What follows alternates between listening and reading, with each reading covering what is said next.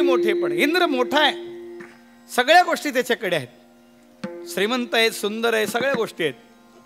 पण इंद्रालाही दुःख आहे त्याचं पद जाण्याची. भले तो बऱ्याच मतांनी निवडून आला असेल किंवा बिनविरोध निवडून आला असेल, पण त्याला भीती आहे पुढच्या वर्षी निवडणूक आहे. विठ्ठल इंद्राला जशी भीती आहे तसं त्या शिष्यांना, साधकाला सावताबाबाने आपल्या शरीरामध्ये इंद्रपद दाखवलं, इंद्रपदाची दुःख दाखवली. ज्ञानोबा सांगतात, मग तया पुण्याची पाऊटी सरे, सवेची इंद्रपणाची उटी उतरे, ये उलागती माघारे मृत्यू लोखा. बरं, तिथून ढकलून देतात, आदराने शाल श्रीफळ देऊन नाही पाठवत. तुम्ही आमच्या सप्त्यात आले, आज हजेरी लावली, तुमचा मान शाल श्रीफळ असं नाही, ढकलून देतात. तुम्ही या करा, किती वरून पडलात, कितीच मोठी जखम होईल, पद्धत नाही. कल्पना करा, काही भान नाही राहत. त्यांच्या लक्षात आलं, अरे बापरे, ते दचकले, म्हणजे नको नको, मला इंद्रपद नको, स्वर्ग पाहायचाच नाही. आणि मग मस्तकावर हात ठेवला आणि मग कृतार्थ झाले. मग जेवढे शांत झाले, एवढे शीतळ झाले, इतके प्रसन्न झाले की बस, जे आजपर्यंत केलं होतं ते झटकन डोळ्यापुढे दिसायला लागलं. ज्ञानोबाराच्या भाषेत सांगायचं झालं तर की बस, मोटके गुरुमुखे उदेजत से हृदयी स्वयंबची दिसे, मग प्रत्यक्ष फावो लागे तैसे आपैसाची. मग प्रत्यक्ष आपैसाची फावो लागे, ही जी दृष्टी आहे ना, याचंच नाव आहे निसंदेह जीवन. संशय जाणं, संशयशेद, शोकतरण, मृत्यूल्लंघन, ही जी पद आहेत ही लक्षात घ्या. ग्रंथीभेद, विद्यते हृदय ग्रंथी, संशयछेद, ग्रंथीभेद, शोकतरण, मृत्यूल्लंघन, आनंदावाप्ती. विठ्ठल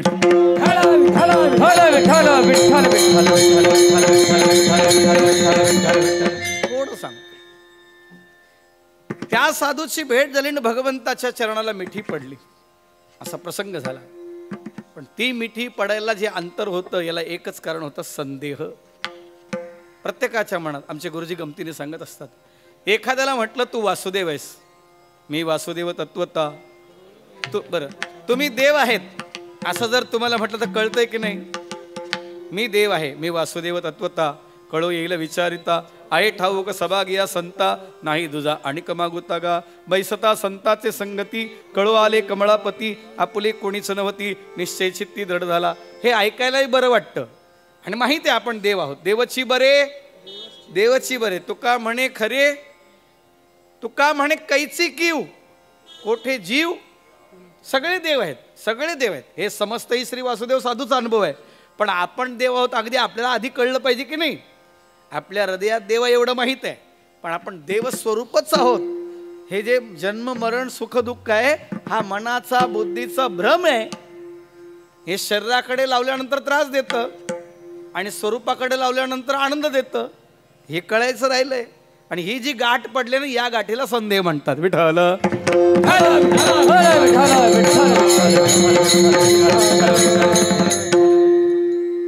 अजून थोडं गंमत सांगतो. आमचे गुरुजी सांगतात, माणसाला शिवी झोंबते पण मंत्र झोंबत नाही. लक्षात आलं का? शिवी झोंबते पण मंत्र झोंबत नाही. एखाद्याला शिवी दिली तर राग येतो, मंत्र दिले तर उद्धार होतो का सांगा ना? आमच्या मोठ्या गुरुजींकडे एक व्यक्ती गेला, ते म्हणले, महाराज मी माळ घालून 20 वर्ष झाले, तुम्ही मंत्र दिलाय आणि मी दररोज जप करतो, मला अजून ते काही दिसलं नाही. तो देव हिरवा आहे का पिवळा आहे, पांढरा आहे का काळा आहे, नव्हता काळा गोरा खुजाना ठेंगणा.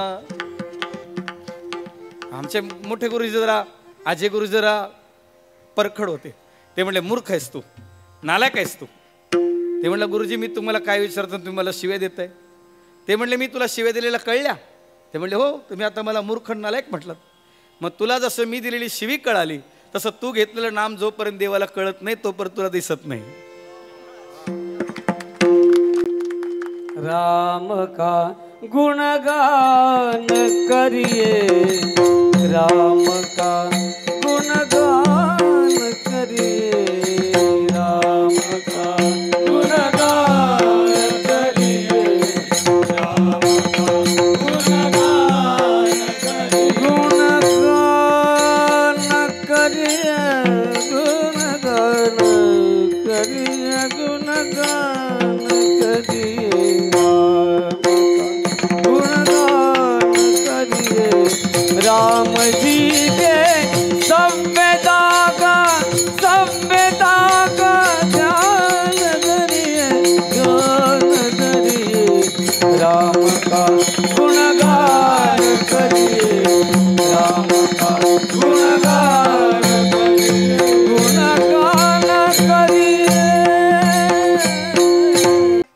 तुका म्हणे हा तो स्वयं परब्रह्म मूर्खने वर्म संत चरण मूर्खने वर्म संत चरण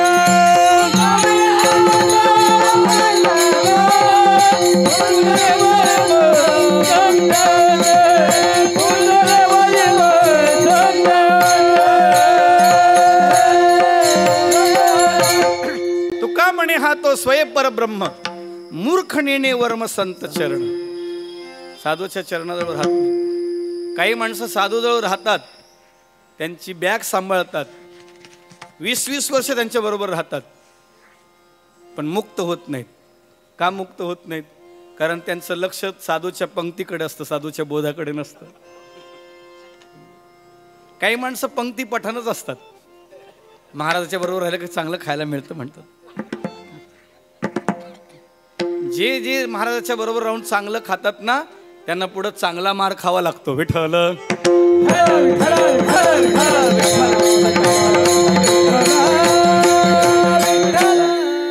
महाराजाच्या बरोबर साधू बरोबर उपाशी राहावं, पण मनुष्य देह तरी साधी ब्रह्मज्ञान, त्याने ब्रह्मज्ञान साध्य करावं.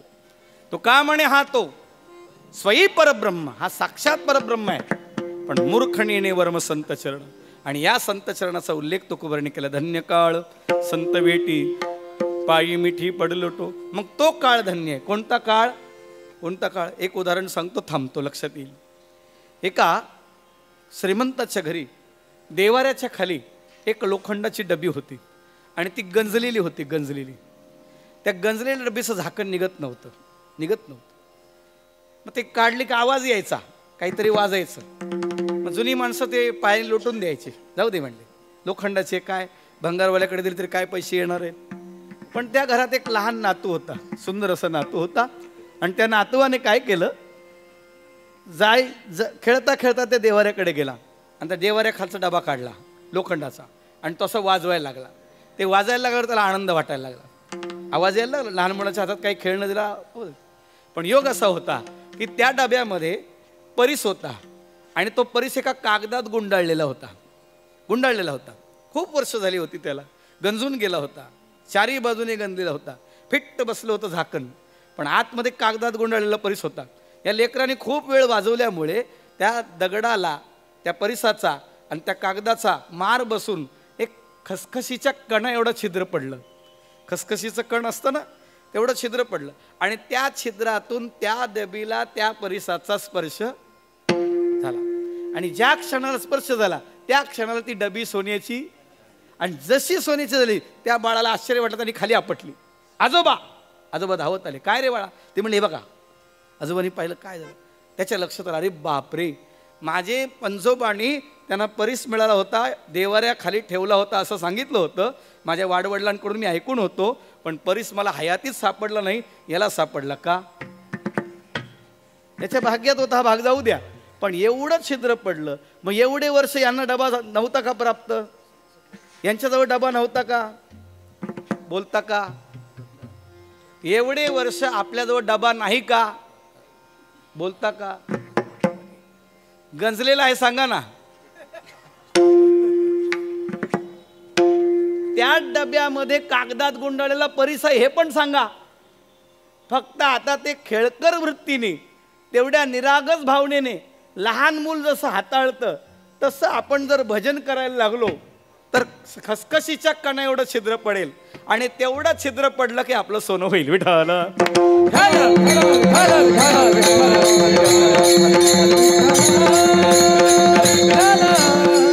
म्हणून मोठेपणा टाका, लहानपण घ्या. एक दुसरा अर्थ असा.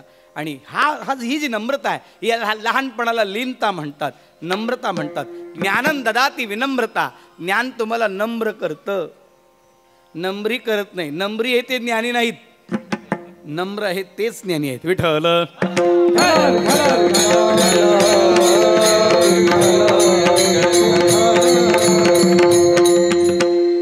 मोठा पूर आल्यावर झाडं वाहून जातात आणि शेवाळ मात्र तसंच राहतं. तसंच आहे, तसंच आहे. नम्र राहणं, नम्रता येणं हे भगवत प्राप्तीचं लक्षण आहे. म्हणून साधू अत्यंत नम्र आहेत, विनम्र आहेत, विनम्र आहेत. केवढे नम्र आहेत, केवढे विनम्र आहेत पाहणं. सांगतात श्री प्रियादासजी, ज्यांनी भक्तमाल नावाचा ग्रंथ लिहिला. ब्रह्मदेवाचा अवतार म्हणजे प्रियादासजी उत्तर प्रांतामध्ये होते आणि त्यांनी 217 भक्तांची कथा त्या भक्तमाल चरित्रात लिहिली. त्याच्यामध्ये त्यांना एक मुख्य भक्ताची कथा लिहायची होती. जसं आपल्या महाराष्ट्रामध्ये खूप संत आहेत, पण सर्व संतांमध्ये ज्ञानोबरायला शिरोमणी म्हटले, ज्ञानोबराय श्रेष्ठ म्हटलं. ज्ञानदेव वैष्णव मोठा, विठ्ठल नामी मुक्तपेठा, ज्ञानदान घडे श्रेष्ठा, वैकुंठ वाटा संत गेले. ज्ञानेश्वर मंगळ मुनी, ज्ञानेश्वर मंगळ मुनी, ज्ञानेश्वर मंगळ मुनी. सेवा करीदासी जनी, सेवा करीदासी जनी, सेवा करीदासी जनी, सेवा करीदासी जनी, सेवा करीदासी. प्रत्यक्ष भेटले तर काय होईल सांगा. जर साक्षात समोर उभे राहिले तर काय होईल. आणि ज्ञानो मामी विश्वेश्वरू भेटे आणि जीवग्रंथी न तुटे. देव भेटल्यानंतर जर जीवग्रंथी जात नसेल तर मग त्याला उपयोग काय. मग ती जीवग्रंथी घालवण्यासाठी, ती गाठ घालवण्यासाठी, ती संदेहाची गाठ घालवण्यासाठी पायी मिठी पडली तो विठ्ठल.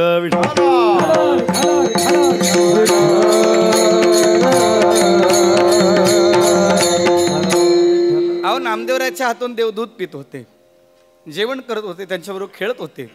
पण नामदेवरायाला सुद्धा साधू संतांच्या दरबारामध्ये थोडंसं माघार घ्यावी लागली. देवाने सांगितलं, नामदेवा मी तुला फक्त इथंच दिसतोय रे, पण तुला सर्व भूतात दिसलं पाहिजे. भरला घनदाट हरी दिसे, ही दृष्टी आली पाहिजे. म्हणून तुला औंड्याला जावं लागेल, विसोबा खेचरांना शरण जावं लागेल आणि त्यांच्या चरणाजवळ राहिल्यावरच माझी प्राप्ती होईल, माझी प्राप्ती होईल. संदेह गेला पाहिजे. झाली संध्या, संदेह माझा गेला, आत्मा राम हृदयी प्रगटला, आत्मा राम हृदयी प्रगटला. झाली संध्या, संदेह माझा गेला, झाली संध्या, संदेह माझा गेला. मी पुन्हा वाक्य सांगेन. सगळ्यांना म्हटलं तुम्ही देव आहात हे कळत नाही. अजून वेगळ्या भाषेत सांगू, आमच्या गुरुजींच्या भाषेत. माणसाला लोक मूर्ख आहे म्हटल्यावर राग येत नाही. लोक मूर्ख असतात म्हटल्यावर राग येत नाही. त्याला माहिती आहे मी लोकात नाही. कळलं का. हे कळलं तरी बरंच कळलं. लोकात आपण आहोत तसं सगळं नरनारी बाळे अवघा नारायण हे कळणं खरं गरजेचं आहे. लोक मूर्ख आहे म्हटल्यावर जसं राग येत नाही तसं नरनारी बाळे अवघा नारायण ही दृष्टी येत नाही. तो परत संदेह गेला असं होत नाही. विठ्ठल.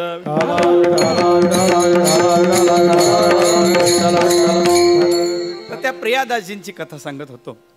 सांगतात असं की त्यांनी ती कथा लिहिली, पण आता कोणीतरी मुख्य भक्त पाहिजे आणि ते तुळशीदासजींच्या शोधात होते.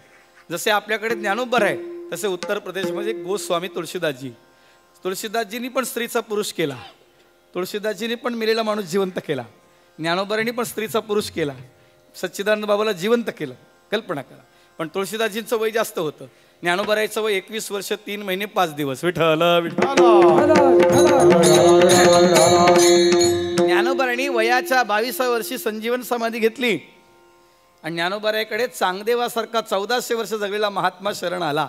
हे आपल्या सर्वांना माहिती आहे. मी वाढवीत नाही, मला मुद्दा फक्त संदेह सांगायचं म्हणून सांगतो.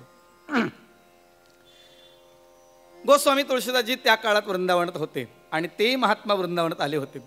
त्यांनी नगर भोजन दिलं होतं. नगर भोजन म्हणजे गावाच्या वेशीला एक टेळा लावतात आणि सांगतात कोणीही चूल पेटवायची नाही, सगळ्यांनी जेवायला अमुक ठिकाणी यायचं. सगळी गर्दी तिथे. योगायोगाने तुळशीदासजी तिथे होते. महादेवाने त्यांना सांगितलं जा, म्हणजे तिथे नगर भोजन आहे, भंडारा चालू आहे. आपण म्हणतो ना काल्याचा प्रसाद आहे, तर भंडारा आहे चालू आहे, जा तिथे. तुळशीदासजी म्हणले नको, एवढी गर्दी आहे, आज मी उपवास करतो, कोणी नाही पेटवलं काय हरकत आहे, कोणाकडे भिक्षा नाही मिळाली काय हरकत आहे, पाणी पिऊन राहील, यमुनेचं पाणी पिऊन राहील. महादेव म्हणले जा ना तुम्ही, जा ना, जा म्हटले. ठीक आहे म्हणले, महादेवाची आज्ञा म्हणून आले. पण आल्यानंतर तिथं पाहिलं ही गर्दी, भयानक गर्दी, आतमध्ये शिरकाव करायला जागाच राहिली. मग ते जिथे चपलांचा ढीग होता तिथे बसले. बाहेर साधू संत ज्या चपला होत्या ते चपलांच्या ढिगावर बसले. बरं बसले तर बसले. त्यांना पत्रावळी आली. तिथे वाढत पंक्ती चालू होत्या, पत्रावळी, त्यांनी ती पत्रावळी घेतली. पण आता ती खीर जी होती ती खीर घ्यायला त्यांच्यापर्यंत द्रोण आला नव्हता. आता पत्रावळीत खीर कशी राहील, पसरट बांध्यात राहत नाही.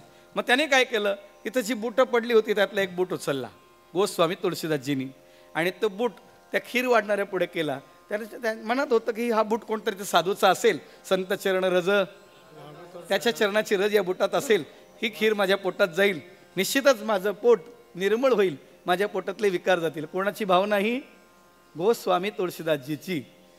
आपण बूट घालून जेवतो, त्यांनी बुटात खीर खाल्ली. कळलं का? फरक लक्षात घ्या.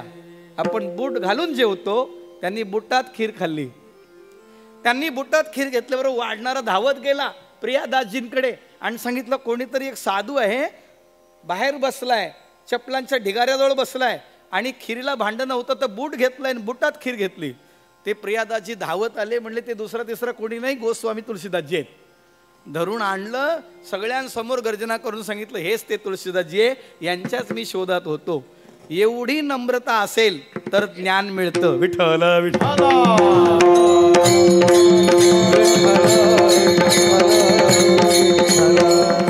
ज्ञानोबांनी त्याचं वर्णन केलंय, तनु मनु जीवे चरण असे लागावे. ही नम्रतेचंच लक्षण आहे. आणि ही नम्रता गोस्वामी तुळशीदासजींकडे होती. म्हणजे महाराज खरा संशय काय, मी जीव आहे, हा देह माझा आहे, हे देह संबंधी माझे आहेत, हा जो संशय आहे हा गळून पडावा. याला आमच्या शास्त्रात अहमध्यास आणि ममाध्यास म्हणतात. मी आणि माझे सांडी टाकी परती ओझे, भाव बळे फळती बिजे, रखमा देवर विठ्ठली करा विठ्ठल स्मरण. ज्ञानोबराय सांगतात, किती गोड सांगतात. तेच भगवान तुकोबराय सांगतात की त्यांच्या पायाला लागल्यापासून भगवंताची प्राप्ती झाली, पायी मिठी पडली. म्हणजे नेमकं काय झालं हो? जी संदेहाची गाठ होती, मी जीव आहे, ती माझी जीवदशा संपली. हा दिठीवा जयावरी झळके, की हा पद्मकरू माथा पारुखे, तो जीवची पैतुके महेशेशी. ती योग्यता प्राप्त झाली. तुका म्हणे कानी ऐकिली मात, तोची झाला घात जीवपणा. काना वचनाची भेटी, सरिसाची पैकिरीटी, वस्तू होनी उठे कवणू एक जो. या स्थितीला प्राप्त झालो. आणि ही स्थिती भगवान तुकोबांनी दुसऱ्या चरणात सांगितली. संदेहाची भिडली गाठी, संदेहाची भिडली गाठी, संदेहाची भिडली गाठी, संदेहाची भिडली गाठी, संदेहाची भिडली गाठी, संदेहाची भिडली गाठी, संदेहाची भिडली गाठी, संदेहाची भिडली गाठी, संदेहाची भिडली गाठी.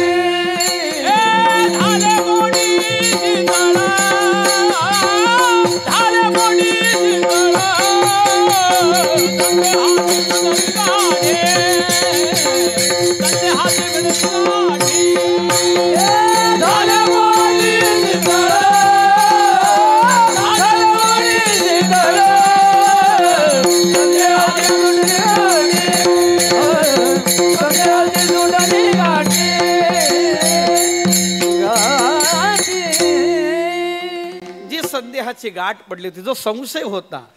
पुन्हा याच्यामध्ये प्रमाण संशय, प्रमेय संशय, पुन्हा विपरीत भावना या गोष्टी आहेत. प्रमाण संशय म्हणजे गीता, गाथा, ज्ञानेश्वरी, भागवत याच्यावर संशय. आणि प्रमेय संशय म्हणजे जे चालते ज्ञानाचे बिंब, तयाचे अवयवते सुखाचे कोंब, एर माणूस पण ते भांब लौकिक भागू. चालते बोलते जे चिंतामणी आहेत, चेतना चिंतामणीचे, बोलते जे अर्णव, हे जे संत आहेत या संतावरचा पण संशय, ते सांगतात त्याच्यावरचा पण संशय, ते सांगतात त्याच्यावर पण संशय. म्हणजे मोठे गुरुजी सांगायचे, दादा महाराज साखरेंकडे एक शिष्य होता, ब्राह्मणाचं पोर होतं जरा आणि हुशार होतं, पण थोडं तरकट होतं. मग सांगितलं असं कर, तो ज्ञानेश्वरीचं पारायण कर राजानवृक्षाखाली, तुला माऊली भेटतील. हां भेटतील का मला? म्हणले हो भेटतील. मग नुसत्या दुधावर ज्ञानेश्वरीचं पारायण करायला लागला. ज्ञानोबाराच्या लक्षात आलं लहान बाळ आहे, दुधावर पारायण करतं, कदाचित जर मरण पावलं तर मला ब्रह्महत्येचं पातक लागेल. ज्ञानोबाराय त्याच्यासमोर उभे राहिले, पण ज्ञानोबाराय म्हणून नाही साध्या ब्राह्मणाच्या वेशात उभं राहिली. यांनी पाहिलं, ज्ञानोबारायांनी हाक मारली, ए बाळा उठ, मी आलोय. ते म्हणले तुम्ही कोण? म्हणले मला ज्ञानेश्वर महाराज म्हणतात. तुम्ही ज्ञानेश्वर महाराज कशावरून? ज्ञानोबराय अदृश्य झाले. पुन्हा त्यांनी मरेपर्यंत पारायण केलं, मेला पण ज्ञानोबराय आले नाही.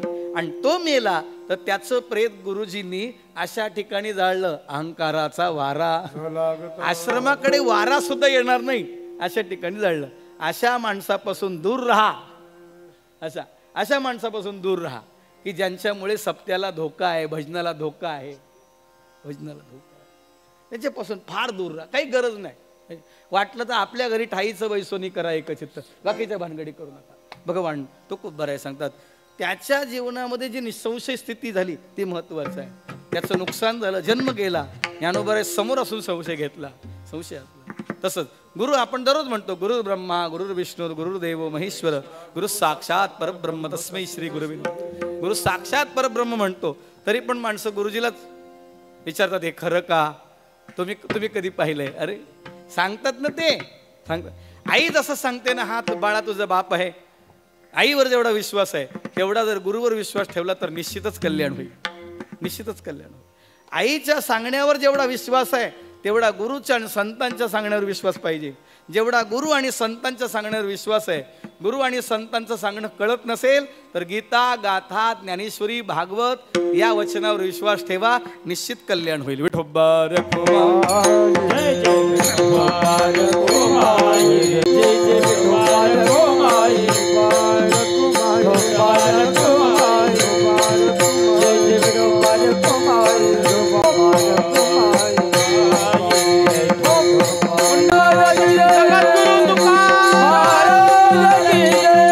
ज्ञानेश्वर माऊली, महाराज ज्ञानेश्वर माऊली, महाराज ज्ञानेश्वर माऊली, महाराज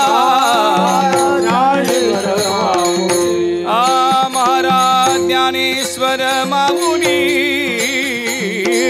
ज्ञानेश्वर माऊली, माऊली ज्ञानेश्वर माऊली, महाराज ज्ञानेश्वर माऊली, महाराज ज्ञानेश्वर माऊली, महाराज ज्ञानेश्वर माऊली, महाराज ज्ञानेश्वर माऊली, महाराज ज्ञानेश्वर माऊली, माऊली गुरु माऊली, गुरु माऊली, गुरु माऊली,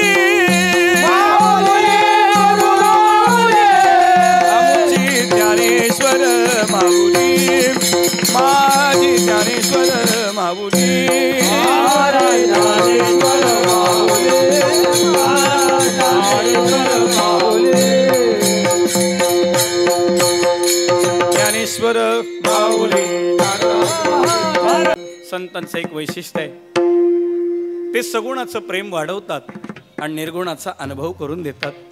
निर्गुणाच्या बोधावर नेऊन बसवतात आणि तिथे बसल्यानंतर निराभिमानत्व, निरंकारपणा आला, निर्मळपणा झाला की भजन वाढतं. ज्ञान गिळो निगावा गोविंद गा, संदेहाच्या सुटल्या घाटी, झालो पोटी शीतळ.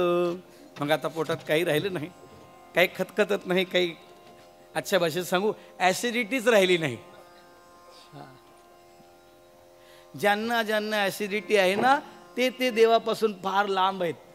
ज्यांना वाटतं ना आपली ॲसिडिटी जावी त्यांनी ज्ञानोबा तुकोबाराला शरण जावं, साधू संतांना शरण जावं, सद्ग्रंथाचा अभ्यास करावा, भगवत चिंतन करावं, भगवत चर्चा करावी. संदेहाच्या सुटल्या गाठी, झालो पोटी शीतळ. कसं झालं त्याचा विचार सांगितला, कोणामुळे झालो ते सांगितलं. हा विचार भगवान तुकोबारे सांगत असताना संतांकडे बोट दाखवतात. का? जीवनामध्ये भगवंतांनी सुद्धा सांगितलं, मोते अधिक संत कर जाना. शबरी मातेला रामप्रभू सांगतात, माझ्यापेक्षा संत श्रेष्ठ आहेत, संतांकडे जा. संत कारी हिंडता रानो राणी, पुसा संतासी जावोनी. संतांना जाऊन विचारा. आपण संतांना विचारलं पाहिजे. झालेली सेवा भगवान ज्ञानोबा तुकोबारांच्या चरणी समर्पित करून सेवेला विराम. एखादा शब्द वेडा वाकडा चुकीचा गेला असेल उदार अंतकरणी क्षमा करा. योग्य असेल ते ज्ञानोबारेचे तुकोबारेचे गुरुजनांचे आत्मसात करण्याचा प्रयत्न करा. वैकुंठवासी हरिभक्तीपरायण महंत श्री महानंद बाबा यांना एक प्रेमपूर्वक श्रद्धांजली अर्पण करू आणि मग कीर्तनाला विराम देऊया. मोठ्या प्रमाणे त्यांच्यासाठी एक 2 मिनिटं भजन करूया. राम कृष्ण हरी जय जय राम कृष्ण हरी राम कृष्ण हरी जय जय राम कृष्ण राम कृष्ण हरी जय राम कृष्ण हरी राम कृष्ण हरी जय जय राम कृष्ण हरी राम कृष्ण हरी जय जय राम कृष्ण हरी राम कृष्ण हरी जय जय राम कृष्ण हरी राम कृष्ण हरी जय जय राम कृष्ण हरी राम कृष्ण हरी जय जय राम कृष्ण हरी जय जय राम कृष्ण हरी राम कृष्ण हरी जय राम कृष्ण हरी राम कृष्ण हरी जय जय राम कृष्ण हरी राम कृष्ण हरी जय जय राम कृष्ण जय जय राम कृष्ण हरी जय जय राम कृष्ण हरी राम कृष्ण हरी जय जय राम कृष्ण हरी जय जय राम कृष्ण हरी राम कृष्ण हरी जय जय राम कृष्ण हरी जय जय राम कृष्ण हरी जय जय राम कृष्ण हरी राम कृष्ण हरी जय जय राम कृष्ण हरी जय जय राम कृष्ण हरी जय जय राम कृष्ण हरी राम कृष्ण हरी जय जय राम कृष्ण हरी जय जय राम कृष्ण हरी जय जय राम कृष्ण हरी जय जय राम कृष्ण हरी जय जय राम राम कृष्ण हरी जय जय राम कृष्ण हरी राम कृष्ण हरी जय जय राम कृष्ण हरी जय जय राम कृष्ण हरी जय जय राम कृष्ण हरी जय जय राम कृष्ण हरी जय जय राम कृष्ण हरी जय जय राम कृष्ण हरी जय जय राम कृष्ण हरी जय जय राम कृष्ण हरी जय जय राम जय जय राम कृष्ण हरी जय जय राम कृष्ण हरी जय जय राम कृष्ण हरी जय जय राम कृष्ण जय हरी जय राम कृष्ण हरी जय जय राम कृष्ण जय हरी जय राम कृष्ण हरी जय राम कृष्ण जय हरी जय राम कृष्ण हरी जय जय राम कृष्ण हरी जय जय राम कृष्ण हरी जय जय राम जय जय राम कृष्ण हरी जय जय राम कृष्ण हरी जय जय राम कृष्ण हरी जय जय राम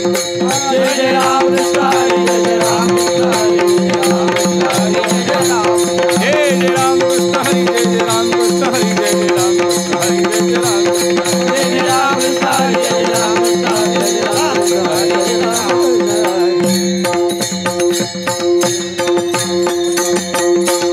जय जय सद्गुरु ज्ञानेश्वरा जय जय सद्गुरु करुणाकरा जय जय सद्गुरु विश्वंभरा मदचरणी दातारा नित्य ठेवा न्यूनते पुरते अधिकते सरते करुण घ्यावे तुमते विणतसे पायाच्या प्रसादे काही बोलिलो विनोदे मदक्षमा करणी संती नोहे अंगभूतयुक्ती पुनश्च एकदा आपणा सर्वांना विनम्र अभिवादन संस्थेचे चालक मालक भगवान ज्ञानोबराय यांच्या चरणी पुन्हा एकदा विनम्र अभिवादन आयुष्य करीवणे परी मजा आवडो कीर्तन नको जाऊ देऊ भंगा गात्रे माझी पांडुरंगा विठ्ठल जय जय जय जय विठ्ठल जय